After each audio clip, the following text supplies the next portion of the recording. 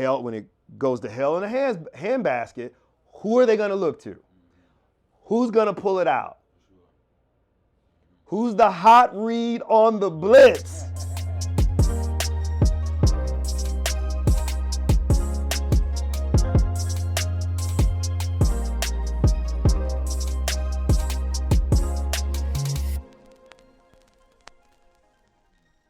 Corey, so you know we always build plenty about generational wealth within the barbershop and generational wealth specifically within the black family. What are some keys that you think are good to the community to be able to learn? Yeah. Well, so first of all, Mark, appreciate you talking to me as always, man. I should say, I've been coming in and get my haircut, and now my son's haircut for a long time, so I appreciate it. We have, tremendous conversations around black wealth, economy, politics, and all of that. And I think the first thing I would start with is kind of where we just started, and that is coming into a barbershop, right? Like, when I grew up and when I was going to a barbershop, or I was going to get, to the dry cleaning place, or I was going to, do all these things that we take for granted on a regular basis, I was buying and I was patronizing black people, black owners. Mm-hmm. And so the first thing you got to do is you got to get to the whole point of telling your people, particularly telling your kids, like what wealth is, and being a business owner is a key part to wealth. So you guys are business owners. You've been in the community for a while, and that's a big part of it. So that's number one. But then number two, so you start talking about generational wealth and family wealth. I mean, look, you'll never get there if you don't constantly educate yourself on it. And when I say educate yourself, I'm not necessarily talking about sitting in a classroom, although that's one way. I'm not necessarily talking about, you got to go to college and have to get every degree under the sun to be wealthy. That is a way, but that's not the only way either. It's really just about reading information on a regular basis. Do I understand how money works? Do I understand the purpose of money? Money is a tool, right? And do I understand the difference between a high income and being wealthy? Like, there's a lot of people who have high incomes, but they're not wealthy. So wealth, in a really simplistic way of thinking about it, means you have things working for you that you are not always constantly having to run out and earn that dollar. There are dollars working on your behalf, or better yet, people working on your behalf to earn this wealth, right? So that's one thing. I think there's a huge educational component to it, so we can separate some of these misnomers in society. Like, part of our society, just American society, generally speaking, is we see somebody with a flashy car, we see somebody with nice clothes, the nicest shoes. Oh, we think they're wealthy. No, they just may spend a lot of money. Maybe they have a lot of money to spend, but it doesn't necessarily mean they're wealthy. Mm-hmm. The way you accumulate wealth is that you save more than you spend, period. There's no other way to get there. You save more than you spend, and over time, you have a balance sheet, things that you own. You have assets, things that produce revenue for you on your behalf. I'm kind of saying the same stuff, but that's really what it's about. The other thing that I would say is, it's never too early, man, to get your kids up, just kind of train them up in this game, right? Like, you have to talk to them about how they conduct their money, where their value system is. Like, look, we all like nice things now, but one of the tools of the trade is that, hey, look, pick the one nice thing. Sure. Maybe you're a sneakerhead, fine. Mm-hmm. Maybe you like nice suits, also fine. Maybe you like nice watches, fine. But you can't have all three. Sure. Pick one, and then the other things, you have to invest in things that will produce wealth, like education, like a home, right? Like a business, and so I think those are the things that you can begin to talk to your kids about. What are some of the values and mindsets that you go ahead and share with your family, to your kids, to build them up in that? Yeah. No, that's the right question, right? So I think it's understanding what's important. So one of the statistics that has always been interesting to me is how, when you look at people's wealth profile, and I'm not going to get the exact numbers right, but if you Google it, you can find the exact numbers. But folks that spend portions of their income on experiences, they tend to have higher wealth than people that spend their money and income on things. Yeah, you just think about, well, why is that? Well, it ultimately goes back to what I just said. Everything is about educating yourself. And you spend money to go on a vacation to another country, you learn a lot just in the process of doing that, right? And you break it down for your kid, right? Like, hey, there are simple things we got to do for us to go to Florida for a week, right? You know what we got to do? We gotta sit down. We gotta think about buying a plane ticket. Or what we may say is, you know what? Because it's 4 of us, it's cheaper to drive. Okay, well, so let's think about that. Okay, how much is it going to cost us to drive to Florida versus buying a plane ticket? And see, already, just in the simple act of trying to go somewhere, you're already having to make these trade-offs, or at least understand the trade-offs that you're making to do it. That's one of the easy reasons, spending money on experiences tends to lead you to understanding things in a way that produces wealth. And then, of course, and this may be the bigger thing, then, of course, when you have experiences, you can kind of see the world a little differently, right? You get out of your bubble. And so one of the things we were talking about before this began was, I'm from Jackson, Mississippi, right? And, and I tell you, I'm sure people might say I grew up in a little bit of a bubble, but it's still Jackson, Mississippi. Like I didn't grow up in a metropolitan area, So still, yes, I was a middle class kid in Jackson, but I still didn't have like the everyday exposure of a kid that grew up in New York or Philly or LA or and think about what that exposure entails, right? Like you grow up with people who are speaking different languages, and that's normal to you. You grow up with people who had just recently immigrated to the country. That's normal to you. You grew up in an area where you see big business. Not only do you see big business, but you see different industries. You see sports and entertainment. You see financial services. You see some agriculture kind of out in the county. You see manufacturing. You see all of that. Just by virtue of the fact that you grew up in a dynamic area. Whereas I didn't grow up in an area that was dynamic that way. I saw a few things, but by and large, it was agriculture. And of course, being a black guy from Mississippi, you have kind of a love-hate relationship with the agricultural industry in the South, right? Like, so because that has a really tainted history, right? But I think having a desire to kind of go other places and see other things, experience other things, it overall increases your wealth because it increases your understanding and it increases your recognition of the possibilities to generate wealth.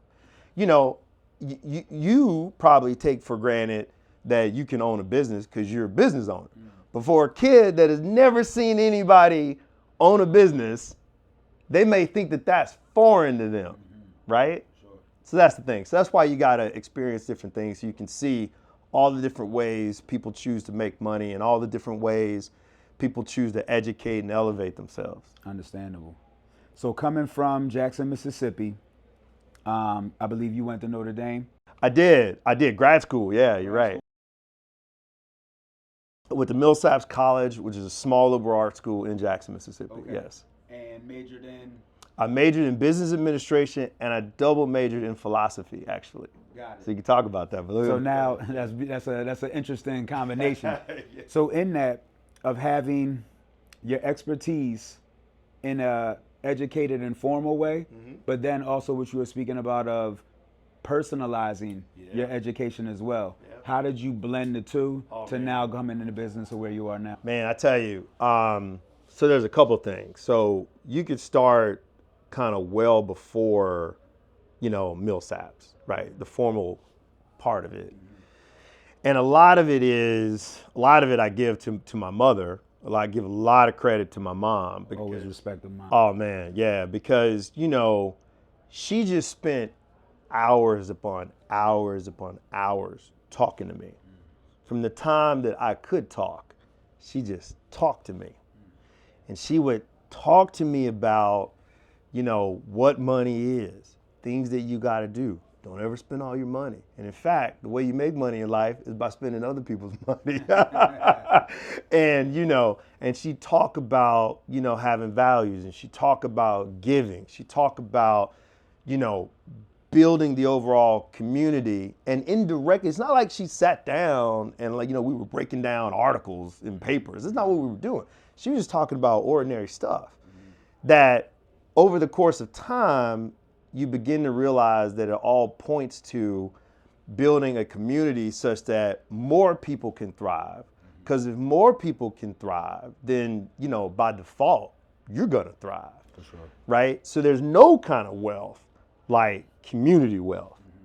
And we know that because, our white counterparts, they tend to be way more wealthy. I mean, I think the ratio is like 6-to-1. I can't quite remember what the exact numbers are, but the average white family in this country has 6 times that, maybe a little more, than the average black family in this country. Yeah. So when you think about collective wealth, that's the key, right? Like, it's not just about me, not just about me. So, if I get to the top of the hill, but nobody else that looks like me is around, I haven't done it. I get that. I haven't done it. And more precisely, not only does it become more perilous in terms of my ability to maintain my wealth, because there's not enough people around me that are at that level. But then, really, my ability to even sort of get to a point where you might classify me as wealthy is also impaired, because I don't have enough people that I can turn to that look like me and share similar experiences and rely upon. This is why I say, we talk about wealth all the time in terms of dollars and cents, but that's more the result. That's almost the last part of the equation. The first part of the equation is, what do you understand? What do you understand? Okay. What is somebody telling you about wealth? And then, are you the only person that knows it? Or are there a whole bunch of other people underneath you? But just side by side. So I'll tell you, so if you fast forward to Corey Campbell in his 40s, one of the things that has just really killed me is that when you start thinking about ideas, and you start saying, hey, I got this great idea for an initiative, got this great idea. Man, who can I call? For sure. Who can I call? If for no other reason, be self-interested, not selfish, 2 different things.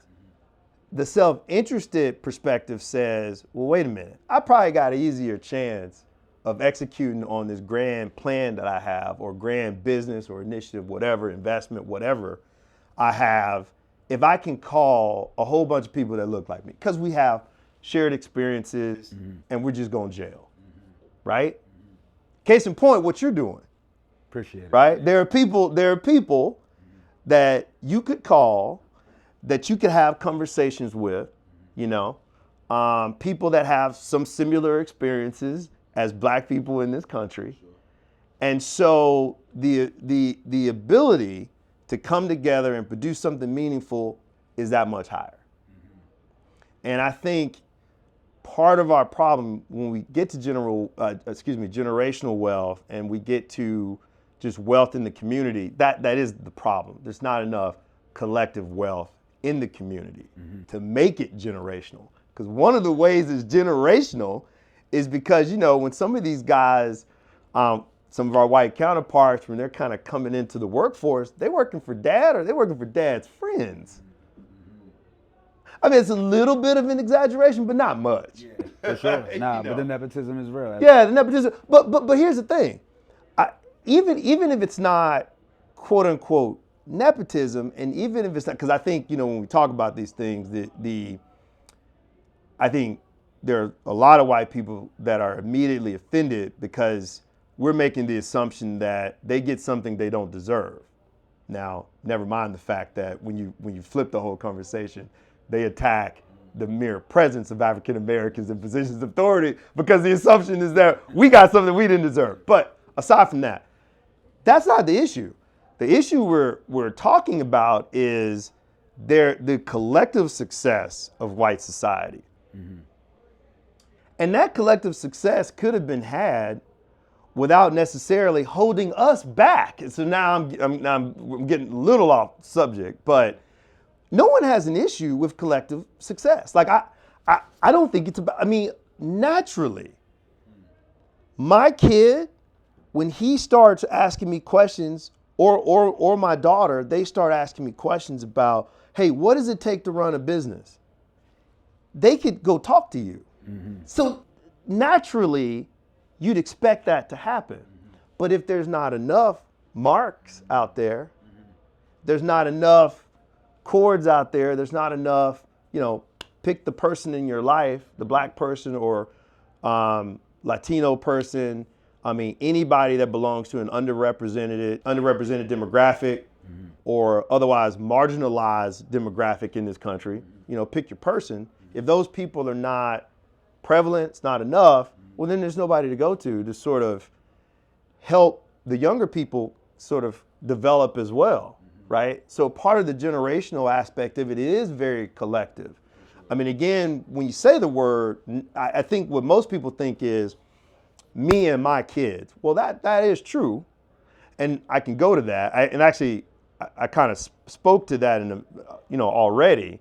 Generational wealth within, say, one household is definitely about educating your kids so that they understand kind of their role in the process. Mm-hmm.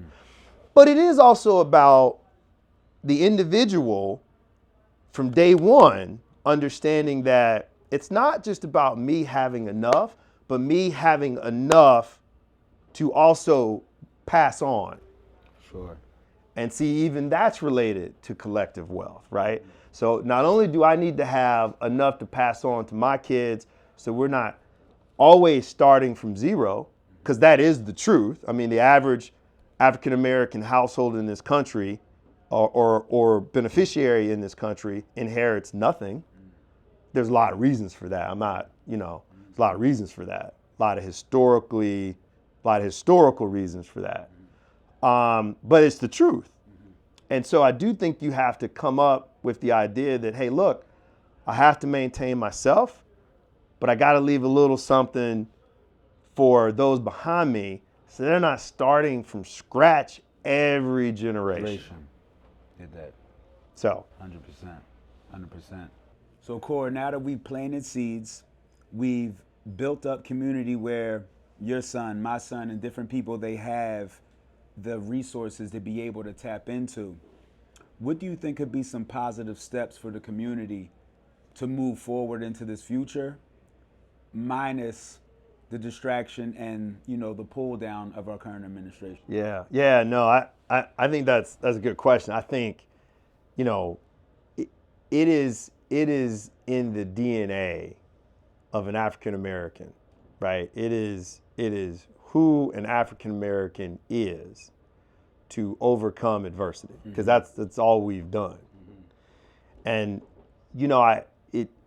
it's dawned on me as I've gotten older that not a lot of people really understand that, and unfortunately, there are too many people, even within our community, that don't really understand that. It's just like, I know I'm going to mess up the saying, but it's just like one of those things where you say, hey, look, I've been here. I've been here the whole time. I'm not going anywhere. This is just the Trump administration. This is his second term, but the reality is, that too shall pass. Sure. And you know what? We will still be here. And I think that we have been here. We have persevered. 400 years of slavery, right? We came through that. And there are more people than you think that may recognize that. I remember reading a book shortly after the financial crisis in 2008. It's called Animal Spirits. It was written by two very well-known economists. Happen to be white, but two very well-known economists. And there is a chapter in the book where they sort of talk about, despite all that the country has kind of thrown at the African American, we still have emerged with quite a number of successes. I think that will continue to be true. Okay, so the question is, well, why is that true? what's interesting about generational wealth, remember I said earlier that you have to start with this notion that you're not just doing it for me, I'm also going to do something to leave behind, whether that's in the community or for my kid or both. And what you realize, you talk to your grandmother, your great grandmother, if you ever got a chance to do it, and they'll tell you about all the stories that have been passed down generation to generation within your family.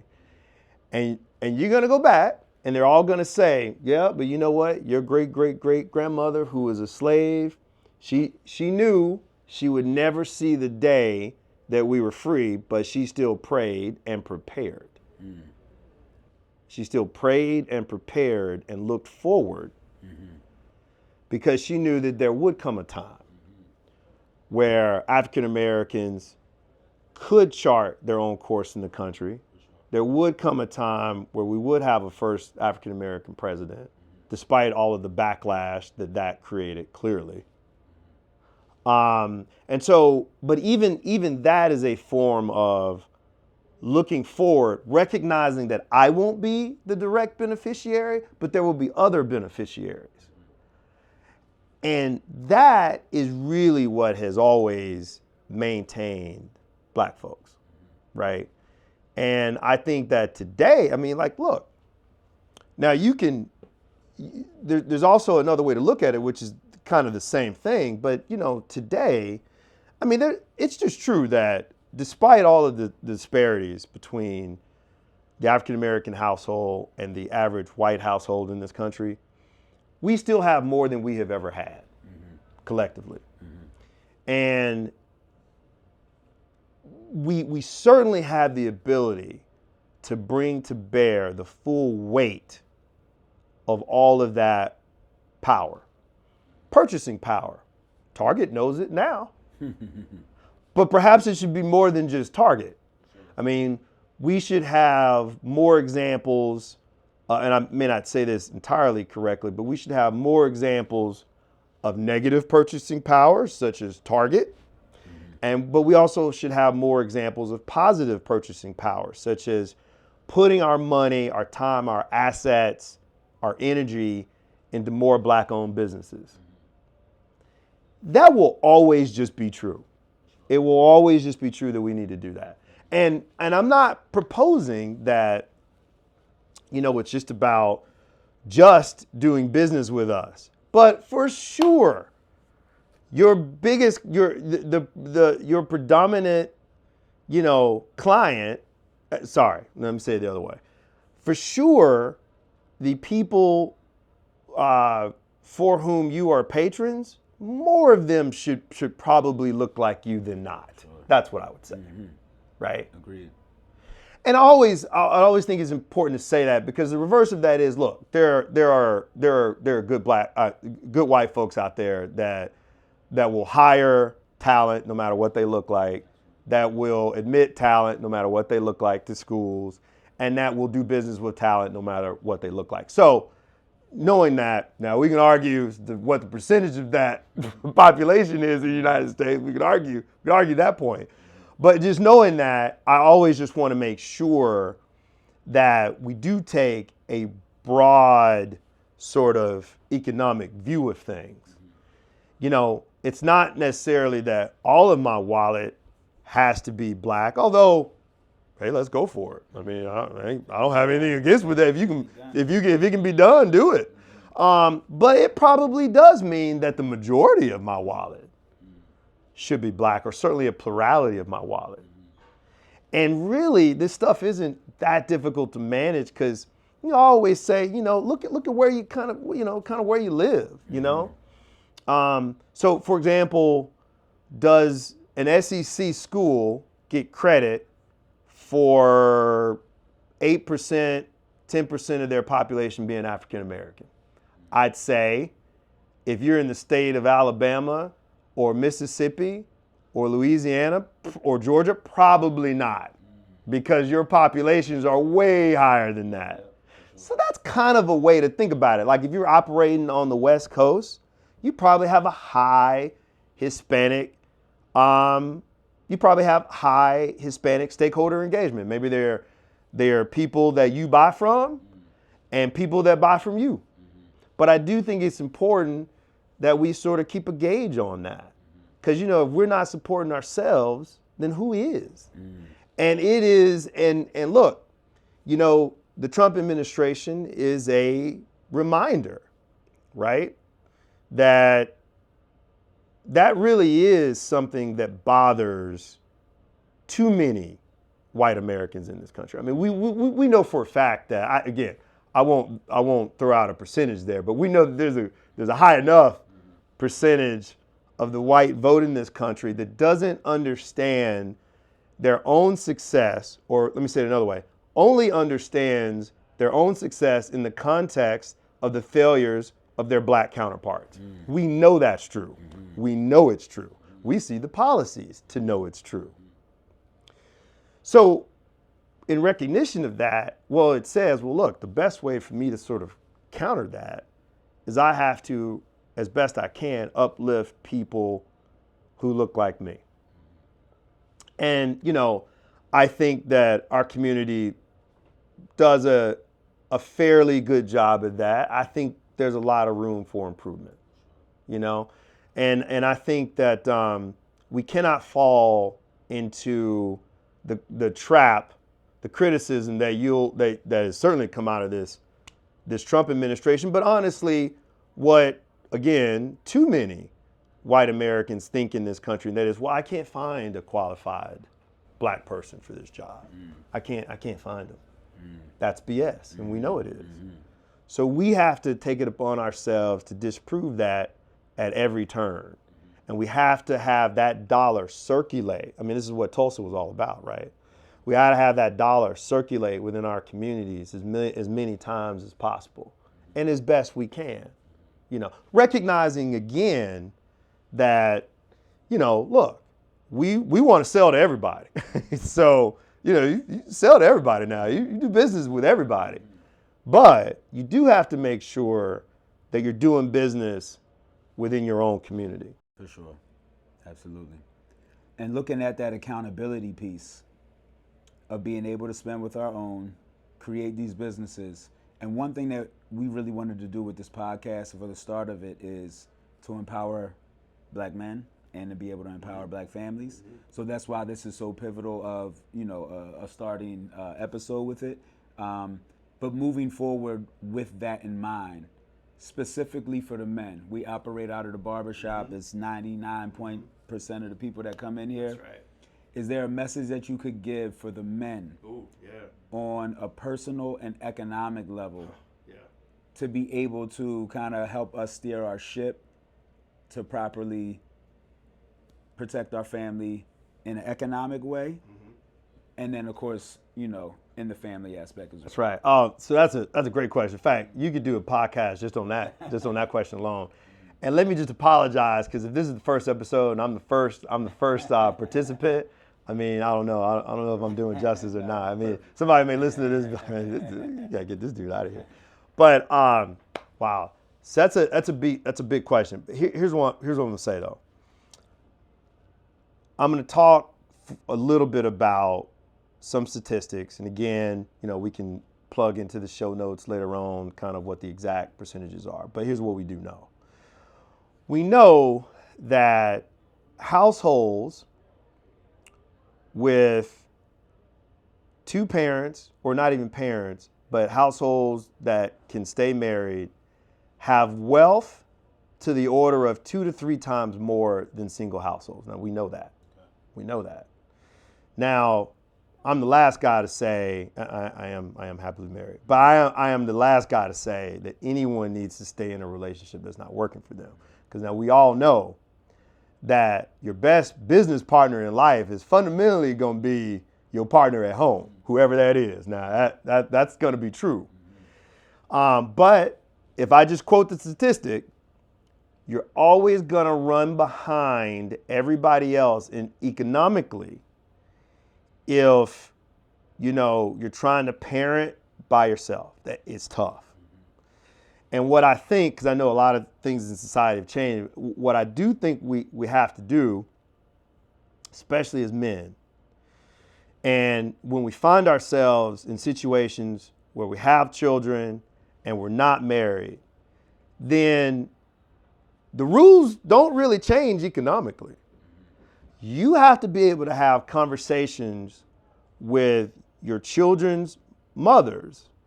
And we say, look, and you have to say, look, again, this goes back to my theme about, hey, it's not about me. You say, hey, look here, what we're gonna do, and we might have failed at a few things, but what we're not gonna fail at is giving this kid a shot, because it's not their fault. And economically, what that means is we're gonna have money available for his or her education. We got to do that. We might argue about how big of a house somebody lives in. Maybe I got to rent the apartment. It's fine. Maybe you're in the house. I don't know. But economically, I think one of the things that you should or ought to be able to agree upon, and I do think, look, I think any person can lead it, but I just think as dads, because, look, you can call me old-fashioned. It's not about whether or not the father is the breadwinner. That's not about that. It's about whether or not, when everything goes to hell in a handbasket, who's gonna stand up? That's what it's about. That's what makes you a man. It's not how thick your wallet is. It ain't, oh, my woman obeys me. Let me tell you what it is. When it goes to hell in a handbasket, who are they gonna look to? Who's gonna pull it out? Who's the hot read on the blitz? I like Who's the hot read on the blitz? It's gotta be dad. Like it's gotta be that. It's gotta be that. You don't have to be the toughest guy, but you gotta know when it gets bad, it's dad. Right? So I mean that's it. That's a t-shirt, Mark. That's a t-shirt right there. That's it. When it gets bad, it's dad. It has to be that way. And so, because that economics are, they're the infrastructure of an entire lifetime on this planet, right? They're your foundation, they're your walls, they're your roof. And I think whether you're married or unmarried, you've got to agree on what we're going to do for the kids. Now, if you find that you are blessed enough to have more than enough, so now you're talking about you got excess, well then you really have to think about making sure that your child is not in a position such that they need to take care of you one day. Okay, so it's funny because, we talk about wealth, but, I hadn't talked about numbers a whole lot. Because there's a lot of other things. As I said, wealth is the end result. That's like the last thing. It's a result. It is a function of all these other things. Good health. Again, look, now you watch YouTube, I'm sure, or not YouTube, but TikTok, Instagram. Look, there's a lot of moms now that take sports very seriously with their kids. Now, we know that, But on the health point, if you're a dad, and my guess is more often than not, if your child is interested in sports, male, whether you got a daughter or a son, tends to be the dad kind of rolling with that. And so right off the bat, you are kind of seen as a beacon, example, lead for health. And health is important because not only does it reduce your financial outlays over time for medical expenses, right? But it also increases your longevity, your ability to earn income.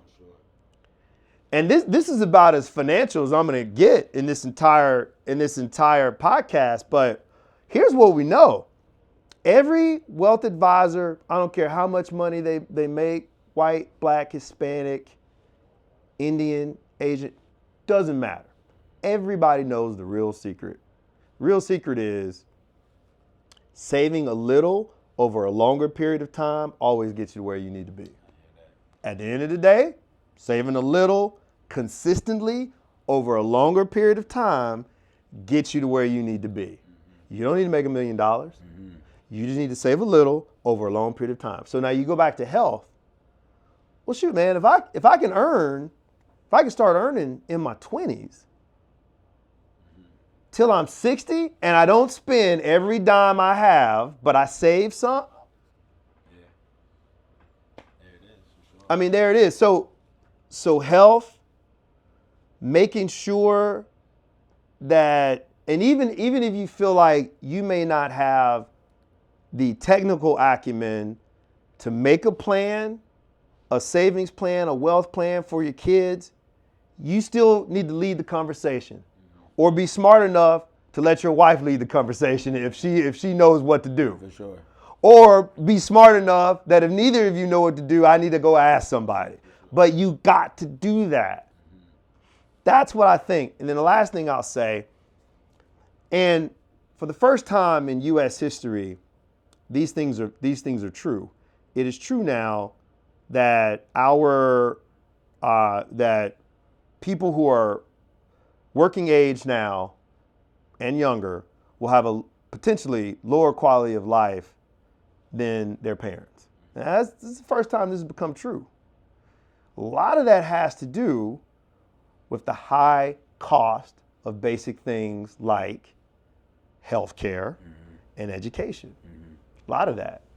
So, and it's also true that our young men in this country really are falling behind. And it's not just black men.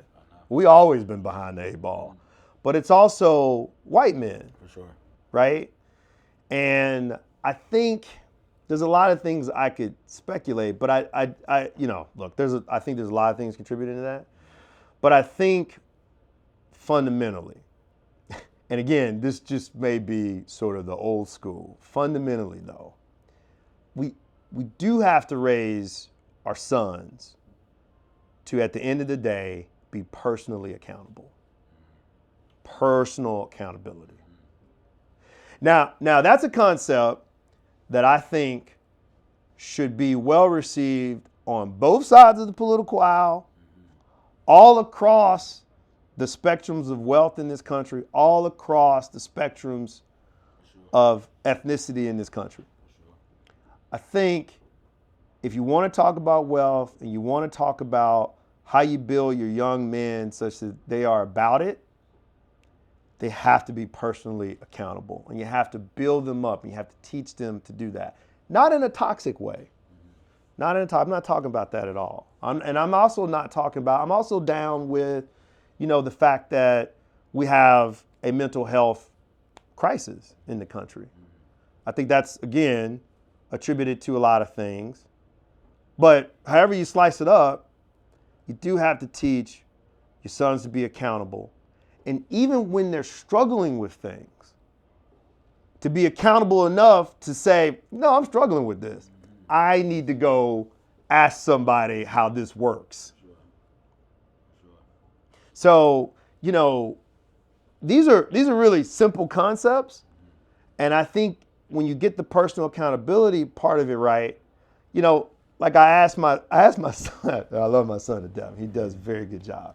But I asked my son, I said, well, how you gonna buy those baseball cards? You ain't got no money. He said, but wait, you got some money. I said, oh, but that's my money. And then, what was that? Then he said, but Dad, I don't work. You said education first. I said, yeah, you don't work. Maybe we need to figure this out. You raised an interesting problem, young man. I'm glad you're on top of this. That's right. For sure. So what you gonna do, right? Your mom said you can make a little money by doing these chores around the house. Get to it. I'm still taking out the trash, Court. So anyway, I do think personal accountability starts at the home. Yeah. I think that either parent can do that. And I just want to make this point again. Either parent can do it, right? This is not about trying to say a woman needs to do thus and so. What I'm going to say is that a man just needs to do this, right? Like you still need to own this. Mm-hmm. It's fine if your wife can do it too, but for sure you need to do it. Mm-hmm. That's my view of it. It's not a either or. It's just I just know that as a man in your household, you need to be about it. You need to be about the business. And when it all goes down, who's the person to stand up, bro? It's you. That's accountability. Yeah. I'm not saying, look, if you're scared, say you're scared. That's fine. Mm-hmm. But you still got to stand up and do it. For sure. Right? For sure. So those are the things that I would offer. I love it. Yo, listen, appreciate you. Oh, man, Mark. Thank you for Marcus, this. This is great, man. Absolutely, man. Thank you for everything. Glad to have you. Gentlemen's quarters.